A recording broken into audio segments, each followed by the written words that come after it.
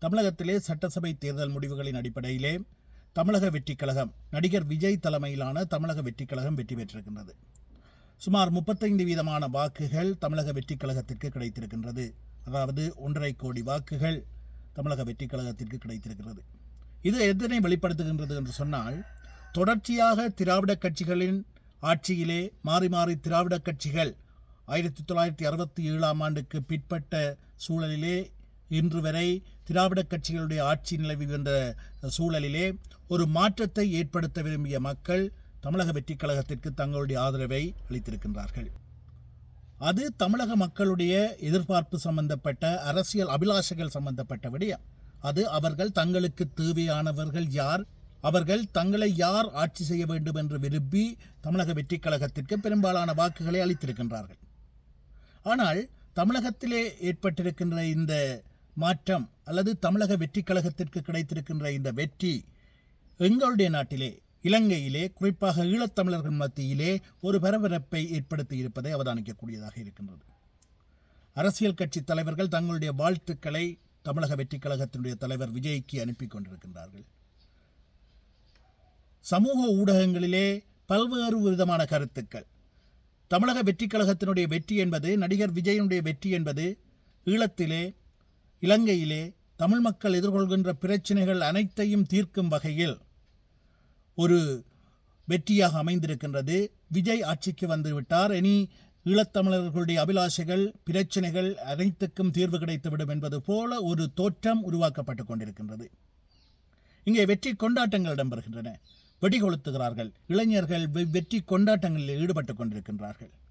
அதைவிட தமிழ் மக்களின் சாபக்கேடாக, குறிப்பாக யாழ் மாவட்ட மக்களின் சாபக்கேடாக நாடாளுமன்றம் அனுப்பப்பட்ட ஒருவர் தன்னுடைய இறுதி ஆசை அண்ணன் விஜய் பதவியேற்பதை தன்னுடைய 2 கண்களால் பார்ப்பதுதான் என்று நாடாளுமன்றத்திலே உரையாற்றுகின்றார். அது மாத்திரமல்ல, வேடிக்கை என்னவென்றால், இந்த ஆயுத போராட்டத்தினுடைய முன்னோடிகளில் குறிப்பிடத்தக்கவர்களாக கருதக்கூடிய குட்டிமணி தங்கத்துரை போன்றோர் சிறையிலே அடைக்கப்பட்டிருந்த சூழலிலே அவர்களுடைய இறுதி ஆசை என்ன என்று கேட்கப்பட்ட போது அவர்கள் தங்களுடைய கண்களை யாருக்காவது தானம் கொடுங்கள், அந்த கண்கள் மலரப்போகின்ற தமிழ் ஈழத்தை பார்க்க வேண்டும் என்று சொன்னார்கள் என்று ஒரு கருத்து நிலவுகின்றது.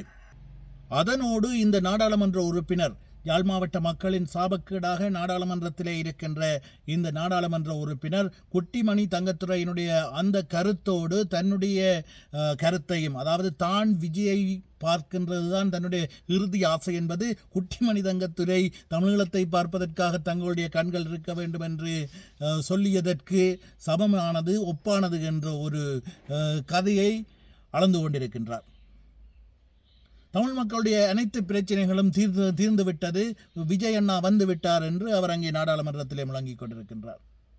அதைவிட சமூக ஊடகங்களிலே இந்த வெற்றி கொண்டாட்டங்களிலே, விஜயினுடைய வெற்றி கொண்டாட்டங்களிலே ஈடுபடுகின்ற இளைஞர்கள் இங்கே சமூக ஊடகங்களிலே பல்வேறு விதமான கருத்துக்களை வெளிப்படுத்தி கொண்டிருக்கின்றார்கள். அண்மையில் கூட ஒரு சமூக ஊடகத்திலே பார்க்க கிடைத்தது, ஒரு குடிசை வீட்டுக்கு அல்லது தகரத்தினால் அமைக்கப்பட்ட ஒரு சிறிய வீட்டுக்கு சென்ற இளைஞர்கள் சிலர், விஜயினுடைய தமிழக வெற்றிக் கழக கொடியினை போர்த்தியவாறு அங்கே சென்ற சிலர் அங்கே இருக்கின்ற இளம் பெண்ணை பார்த்து, உங்களுடைய கோரிக்கைகளை எல்லாம் நாங்கள் தளபதிக்கு அனுப்பி வைப்போம், அவர் செய்யக்கூடியவற்றை உங்களுக்கு செய்து தருவோம் என்று நம்பிக்கை அளிக்கிறார்கள். அந்த குடிசை வீட்டிலே வாழ்ந்து கொண்டிருக்கின்ற அந்த இளம் பெண்ணுக்கு அவர்கள் இந்த நம்பிக்கை அளிக்கின்றார்கள் என்றால் இந்த இளைஞர்கள் அவ்வாறு நம்புகின்றார்கள். அதாவது தங்களுடைய திரை நாயகனாக கடந்த காலங்களிலே இருந்த விஜய் தற்போது தமிழகத்திலே முதலமைச்சராக ஆகியிருப்பதனால் இங்கே இருக்கக்கூடிய அனைத்து பிரச்சனைகளுக்கும் தீர்வை காண முடியும் என்று நம்புகின்றார்கள். இந்த இடத்திலே தான் நாங்கள் ஒரு விடயத்தை பார்க்க வேண்டும். விஜய் என்பவரை, ஜோசப் விஜய் என்பவரை நாங்கள் 2 பரிமாணங்களாக பார்க்க வேண்டும். ஒன்று நடிகர், இன்னொன்று தமிழக வெற்றிக் கழக தலைவர் அல்லது தற்போது தமிழக முதலமைச்சர். நடிகர் என்ற பரிமாணத்தை நாங்கள் பார்ப்போமாக இருந்தால் அவர் ஒரு சிறந்த நடிகர், ஜனரஞ்சக நடிகர். தொடர்ச்சியாக பல ஆண்டுகளாக 90களின் ஆரம்பத்திலிருந்து பல வெற்றி படங்களை பல்வேறு வயது தரப்பினரையும் பல்வேறு வயதினரையும் கவரக்கூடிய வகையில் ஜனரஞ்சக படங்களை மக்களுக்கு தொடர்ச்சியாக வழங்கி மக்களை மகிழ்வித்த ஒரு சிறந்த ஜனரஞ்சக நடிகர். அதில் எந்த மாற்று கருத்தும் இல்லை. உண்மையில் சொல்ல போவதாக இருந்தால் நானும் விஜயினுடைய ஒரு ரசிகன்தான். தற்போது விஜயின் ரசிகர்களாக விஜய்க்கு கொடி பிடிப்பவர்கள், விஜயினுடைய வெற்றி கொண்டாட்டங்களை இங்கே கொண்டாடி கொண்டிருக்கின்றவர்கள் பிறப்பதற்கு முன்னரே நாங்கள் விஜயின் ரசிகர்கள். நாங்கள் விஜயினுடைய திரைப்படங்களை பார்த்த காலம் என்பது இப்போது இருப்பது போன்றல்ல. விஜயனுடைய முதலாவது சூப்பர் ஹிட் படமான பூவே உனக்காக 1992 ஆண்டு காலப்பகுதியிலே வெளியாகியிருந்தது. அந்த காலப்பகுதி என்பது யாழ்ப்பாணத்திலே மிகவும் பொருளாதார தடைகள் நிறைந்த காலம். தற்போது திரைப்படங்களை பார்ப்பது போன்று அந்த காலத்திலே பார்க்க முடியாது. மின்சாரம் இல்லை, எரிபொருள் இல்லை, பொருளாதார தடை என்று பல்வேறு அழுத்தங்களுக்கு மத்தியில் பல்வேறு பிரச்சனைகளுக்கு மத்தியில் நாங்கள் வாழ்ந்து கொண்டிருந்த காலத்திலே அந்த படத்தை பார்த்த ஞாபகம். அந்த காலத்திலே இந்த ஊர்களிலே எங்களுடைய கிராமங்களிலே திருமண நிகழ்வுகள் நடைபெறுமாக இருந்தால் திருமணம் நடைபெறுகின்ற இரவு, அதாவது முதலிரவன்று டிவி டெக் ஜெனரேட்டர் எல்லாம் வாடகைக்கு எடுத்து விடிய விடிய நாங்கள் படம் பார்ப்பது அது ஒரு வழக்கமாகவே இருந்தது அந்த காலகட்டத்திலே. இல்லை என்று சொன்னால் எங்களுக்கு பிடித்த நடிகர்களுடைய படங்கள் வெளியாகி இருக்கின்றது, அவற்றை பார்க்க வேண்டுமாக இருந்தால் நாங்கள் பலர் ஒன்று சேர்ந்து மண்ணெண்ணெய் சேகரித்து, இப்போது போன்று மண்ணெண்ணெய் எல்லாம் வாங்க முடியாது, ஒவ்வொரு வீட்டிலும் சென்று மண்ணெண்ணெய் சேகரித்து டிவி டெக் ஜெனரேட்டர் வாடகைக்கு பெறுவதற்கான காசு சேகரித்து வாடகைக்கு டிவி டெக் ஜெனரேட்டர் எல்லாத்தையும் பிடித்து வந்து விடிய விடிய 4-5 படங்கள் என்று பார்க்கின்ற ஒரு காலம் இருந்தது. எனக்கு இன்று ஞாபகம் இருக்கின்றது, இந்த பூவே உனக்காக படத்தை பார்த்த பொழுது நாங்கள் அனைவரும் இளைஞர்கள் நண்பர்களாக சேர்ந்து பணம் சேகரித்து எரிபொருள் சேகரித்து விட்டு, அந்த காலத்திலே எங்களுடைய பிரதேசத்திலே தேவன் என்று ஒரு அண்ணா பிற்பட்ட காலத்திலே அவர் ஒரு ஊடகவியலாளராக இருந்து சக்தி தொலைக்காட்சியினுடைய ஊடகவியலாளராக இருந்து கொலை செய்யப்பட்டிருந்தார். அவரிடம் நாங்கள் சென்று அவரை அழைத்து வந்து அவரிடம் அந்த டிவி டெக் ஜெனரேட்டர் என்பவற்றை வாடகைக்கு எடுத்து வந்து பூவே உனக்காக படத்தை பார்த்திருந்தோம். அந்த பூவே உனக்காக படத்திலிருந்து விஜயனுடைய அனைத்து படங்களும் வென்றும் காதல், துள்ளுவதோ இளமை, குஷி, கில்லி, வசீகரா, சிவகாசி என்று பல படங்கள் தொடர்ச்சியாக அனைத்து படங்களையும் பார்த்து ரசித்த மகிழ்வான அனுபவங்கள் இருக்கின்றது. அதாவது அவர் ஒரு சிறந்த நடிகர், அவருடைய நடிப்பை நாங்கள் ரசிக்கின்றோம், எங்களை மகிழ்விக்கின்றார். ஒரு நடிகனுக்கும் ரசிகனுக்கும் இடையிலான உணர்வின் அடிப்படையிலே நாங்கள் அவரை ரசித்திருந்தோம். இன்றும் கூட தமிழகத்திலே நாங்கள் ரசித்த ஒரு திரை நடிகர் நாயகன் தற்போது தமிழக முதலமைச்சராக வந்திருக்கின்றார் என்பது மகிழ்ச்சியான விடயம்தான், அவ்வளவுதான். ஆனால் விஜயனுடைய இன்னொரு பரிமாணமாக இருக்கக்கூடிய அரசியல் கட்சியினுடைய தலைவர் அல்லது தற்போது தமிழக முதலமைச்சர் என்ற அடிப்படையிலே பார்க்கும்போது அவரால் எங்களுடைய பிரச்சனைகள் அனைத்தும் தீர்ந்துவிடும், நாங்கள் ரசித்த நாங்கள் நேசித்த ஒரு திரை நாயகன் ஆட்சிக்கு வந்திருக்கிறார், எனவே எங்களுடைய பிரச்சனைகள் அனைத்தையும் தீர்த்து வைப்பார் என்று நாங்கள் நம்புவோமாக இருந்தால் எங்களை விட அடிமுட்டாள்கள் வேறு யாரும் இருக்க மாட்டார்கள். ஒருவேளை நடிகர் விஜய் ஈழத்தமிழர்கள் மத்தியிலே அன்பு கொண்டு உணர்வு ரீதியான அன்பின் காரணமாக ஈழத்தமிழ் மக்களுக்கு ஏதாவது செய்ய விரும்பினால் கூட அவர் எண்ணுவது போன்று செய்ய முடியாது. தமிழக முதலமைச்சராக அல்ல, பாரத தேசத்தினுடைய பிரதமராக விஜய் வந்தால் கூட அவர் எதிர்பார்த்தாலும் அவர் விரும்பினாலும் இங்கே ஈழத்தமிழர்களுடைய பிரச்சனைகளை தீர்ப்பதற்கும் ஈழத்தமிழ் மக்களுடைய அபிலாஷைகளை நிறைவேற்றுவதற்கும் விஜய் விரும்பினாலும் கூட அவரால் நிறைவேற்ற முடியாது. அவ்வாறு தமிழகத்திலே ஆட்சிக்கு வருகின்றவர்கள் ஈழத்தமிழர்களுடைய பிரச்சனைகளை தீர்க்கலாம் என்பது இயலுமான காரியமாக இருந்திருக்குமாக இருந்தால் ஈழத்தமிழர்களுடைய அபிலாஷைகள் எல்லாம் எப்போதும் நிறைவேறியிருக்கும். முன்னாள் முதலமைச்சர் எம்ஜிஆரை போன்று ஈழத்தமிழர்கள் மீது அன்பு கொண்டவர்கள் வேறு யாரும் இருக்க முடியாது. உணர்வு ரீதியாக அவர் பல்வேறு உதவிகளை ஈழத்தமிழர்களுக்கு செய்திருந்தார். அவரால் கூட இந்திய படை காலத்திலே இங்கு இடம்பெற்ற செயற்பாடுகளை இந்திய படையினருடைய செயற்பாடுகளை கட்டுப்படுத்த முடியவில்லை. இந்திய படையினுடைய வருகையை ஈழத்தமிழர்கள் சரியான முறையிலே பயன்படுத்தவில்லை. இந்திய படை இங்கே இருந்த காலத்திலே ஈழத்தமிழர்கள் தங்கள் அபிலாஷைகளை சாமர்த்தியமாக கையாண்டு பெற்றிருக்க வேண்டும் என்ற விமர்சனங்கள் இருக்கின்றன. இருந்தாலும் அவர்களால் இந்திய படையினரால் வடக்கு கிழக்கு பிரதேசத்திலே புலிகளுக்கு எதிரான யுத்தம் என்ற அடிப்படையிலே முன்னெடுக்கப்பட்ட செயற்பாடுகளால் எங்களுடைய மக்கள் ஏராளமானோர் பாதிக்கப்பட்டிருந்தார்கள், மறுப்பதற்கில்லை. அவற்றையெல்லாம் எம்ஜிஆரால் தடுக்க முடியவில்லை. கையால் ஆகாதவராகவே இருந்திருந்தார். அதே போன்றுதான் ஜார்ஜ் பெர்னாண்டஸ். அவர் வாஜ்பாய் காலத்திலே 2000 ஆண்டு காலப்பகுதியிலே பிரதமராக வாஜ்பாய் இருந்த காலப்பகுதியிலே பாதுகாப்பு அமைச்சராக இருந்தார். ஜார்ஜ் பெர்னாண்டஸ் என்பவர் ஈழத்தமிழர்களாகிய எங்களுடைய அபிலாஷைகளையும் எங்களுடைய நியாயமான கோரிக்கைகளையும் புரிந்து கொண்ட ஒருவர். அதன் அடிப்படையில் வெளிப்படையாக புலிகளுக்கு ஆதரவை வழங்கிய ஒருவர், புலிகளுடைய செயற்பாடுகளுக்கு பூரண ஆதரவு வழங்கிய ஒருவர். அவர் பாதுகாப்பு அமைச்சராக இருந்த காலப்பகுதியிலே தான் யுத்த ரீதியிலே புலிகள் மிகவும் பலமான நிலையிலே இருந்தார்கள். ஆனையிறவை கைப்பற்றி ஆனையிறவிலிருந்து புலிகளின் படையணிகள் யாழ்ப்பாணத்தை கைப்பற்றும் நோக்கோடு கணிசமாக முன்னேறி வந்த நிலையில் தடுத்து நிறுத்தப்பட்டன. இந்தியாவினுடைய தலையீடு காரணமாக, இந்தியாவினுடைய அழுத்தம் காரணமாக.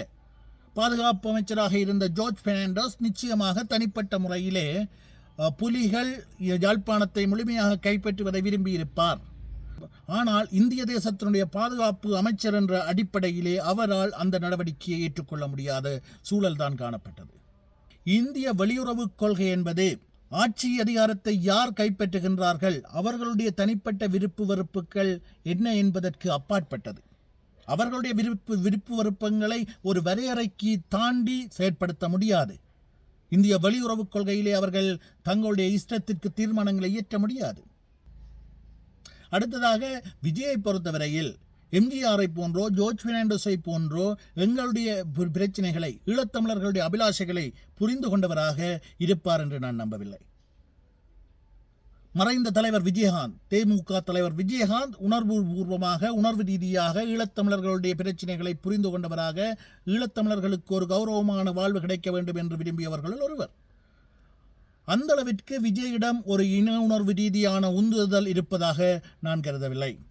கடந்த காலங்களிலே ஒவ்வொரு சூழலுக்கு ஏற்றவாறு தன்னையும் ஒரு ஈழத்தமிழ் ஆதரவாளனாக, எங்களுடைய அபிலாஷைகளுக்கு ஆதரவளிப்பவராக விஜய் காட்டிக்கொண்ட போதிலும் எந்த ஒரு சந்தர்ப்பத்திலும் விஜயகாந்தை போன்றோ, எம்ஜிஆரை போன்றோ, ஜார்ஜ் பெர்னாண்டஸை போன்றோ, வைகோவை போன்றோ, பழநெடுமாறனை போன்றோ இவர்களுக்கு எதிராக பல்வேறு விமர்சனங்கள் இருக்கலாம். ஆனாலும் இவர்களைப் போன்று தன்னெழுச்சியாக ஈழத்தமிழர்களுக்காக எந்த ஒரு இடத்திலும் விஜய் செயற்பட்டதாக இருக்கவில்லை.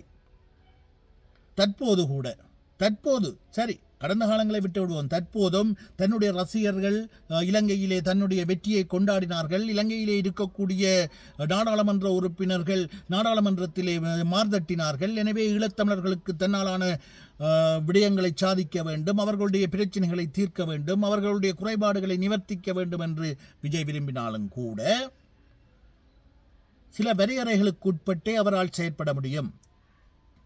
அந்த விஜய் ஆதரவாளர்களினால் வெளியிடப்பட்ட காணொளியில் சொல்லப்பட்டிருப்பது போல, அந்த குடிசை வீட்டுக்கு சென்று அவர்கள் சொல்லியது போன்ற, விஜய் வந்திருக்கிறார், தளபதி வந்திருக்கிறார், உங்களுடைய பிரச்சனைகளை எல்லாம் நாங்கள் அவருக்கு தெரியப்படுத்தி அதவற்றை நிறைவேற்றுவோம் என்று சொன்னது போன்று இவர்கள் இந்த விடயங்களை, இங்கே இருக்கக்கூடிய பிரச்சனைகளை பட்டியலிட்டு விஜய்க்கு அனுப்பினாலும் கூட விஜய் அதனை பார்த்து மனமிறங்கி உணர்வுபூர்வமாக அதனை செய்ய வேண்டும், இந்த மக்களுடைய பிரச்சனைகள் தீர்க்கப்பட வேண்டும் என்று விரும்பினாலும் கூட இங்கே இருக்கக்கூடிய தளபதி ரசிகர்களுக்கு, விஜய் தன்னுடைய ரசிகர்களுக்கு அதற்கான பணத்தையோ அல்லது அது தொடர்பான உத்தரவுகளையோ வழங்க முடியாது. அவ்வாறு அவர் செய்ய விரும்பினால் அந்த உதவிகளை இங்கே இருக்கக்கூடிய அரசாங்கத்திற்குத்தான் அனுப்ப முடியும், மத்திய அரசாங்கத்திற்கு, கொழும்பிற்குத்தான் அனுப்ப முடியும். கொழும்பிலிருந்து அரச பொறிமுறையூடாகத்தான் அவை இங்கே செயற்படுத்தப்பட முடியுமே தவிர, விஜயினால் எங்களுடைய மக்களுடைய பிரச்சனைகள் உடனடியாக வீடு இல்லாதவர்களுக்கு வீடு, கிணறு இல்லாதவர்களுக்கு கிணறு, டாய்லெட் வசதி, மலசல கூட வசதி இல்லாதவர்களுக்கு மலசல கூடம், அரசியல் தீர்வுக்கான ஒரு அழுத்தம் என்று இஷ்டத்துக்கு செய்ய முடியாது. இதுதான் யதார்த்தம். இந்த யதார்த்தத்தையும் அவர்கள் புரிந்து கொள்ள வேண்டும். விஜய் என்பவர் கடந்த காலங்களிலே ஒரு நல்ல நடிகராக இருந்திருக்கின்றார். தற்போது அரசியல்வாதியாகி தமிழக முதலமைச்சராகி இருக்கிறார். அந்த தமிழக முதலமைச்சர் எங்களுடைய பிரச்சனைகள் தொடர்பிலே தன்னுடைய தார்மீக ஆதரவை தெரிவிக்க வேண்டும், அது தொடர்பிலே அழுத்தங்களை தெரிவிக்க வேண்டும். அந்த தமிழக முதலமைச்சர் எங்களுக்கான ஒரு பக்கபலமாக, பின்பலமாக இருக்க வேண்டும். ஆனால் எங்களுடைய பிரச்சனைகளை அழுதும் பிள்ளையை அவளைய பெற வேண்டும் என்பார்கள். நாங்கள் தான் எங்களுடைய பிரச்சனைகளுக்கான தீர்வுகளை நோக்கி நகர வேண்டும், முயற்சிக்க வேண்டும். அதுதான் எங்களுக்கான தீர்வுகளை பெற்றுத்தரும். விஜய் போன்றவர்கள் அல்லது தமிழகத்திலே எங்களுடைய பிரச்சனைகளை புரிந்து கொண்டவர்கள், உணர்வு ரீதியாக உதவ விரும்புகின்றவர்கள், ஒரு மருத்துவச்சி போன்று, ஒரு பிரசவத்திற்கு உதவுகின்ற மருத்துவச்சி போன்று கடமையாற்ற முடியுமே தவிர, செயற்பட முடியுமே தவிர, உதவ முடியுமே தவிர, அழுதும் பிள்ளையை அவளையே பெற வேண்டும் என்பது போல எங்களுடைய பிரச்சனைகளை நாங்கள் தான் அணுக வேண்டும். எவ்வாறு அதனை பெற்றுக்கொள்வது, யாரோடு பேசி பெற்றுக்கொள்வது, எவ்வாறு பேசி பெற்றுக்கொள்வது, எவ்வாறான தந்திரோபாயங்களை அதற்காக கையாள்வது என்பது தொடர்பிலே நாங்கள் தான் சிந்திக்க வேண்டும். நாங்கள் தான் அதற்காக உழைக்க வேண்டும். நன்றி.